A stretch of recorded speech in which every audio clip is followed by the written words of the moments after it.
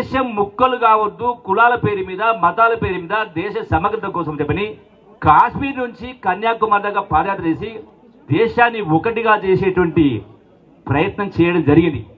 ఈ మధ్య కాలంలో రాహుల్ గాంధీ గారు సమాజంలో ఉన్నటువంటి కులాల దామాస పద్ధతిలో ఉద్యోగాలైనా చదువులైనా వాళ్ళ హక్కు కులగణన చేపట్టాలని చెప్పని నినదించి ఇలా తెలంగాణ రాష్ట్రంలో ఏ విధంగా అయితే కులగణన చేయడం జరిగిందో అదే పద్ధతిలో ప్రధానమంత్రిని మోడీని హెచ్చరిస్తూ దమ్ము ధైర్యం ఉంటే భారతదేశం మొత్తంలో కూడా ఈ కులగణన చేపట్టి బీసీలైన అన్ని కులాల వాళ్ళు కూడా వాళ్ళ జనాభా నిష్పత్తి ప్రకారం వాళ్లకు రిజర్వేషన్ హక్కు కల్పించాలని నినదించడం జరిగింది.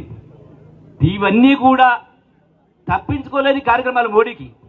అందుకనే ఈ కుటుంబం యొక్క ప్రతిష్టను దిగజార్చితే ఈడీలో సిబిఐలో పెట్టి భయపెడతారంటే ప్రాణత్యాగం చేసిన వాళ్ళు, యావత్ ఆస్తిని దారాదత్తం చేసిన వాళ్ళు, సంవత్సరాల కొద్ది జైల్లో ఉన్నవాళ్ళు ఇవాళ గాంధీ కుటుంబాన్ని మీ తరం అవుతుందా వాళ్ళ ప్రతిష్ట మార్చడానికి, పరిస్థితి దిగడానికి?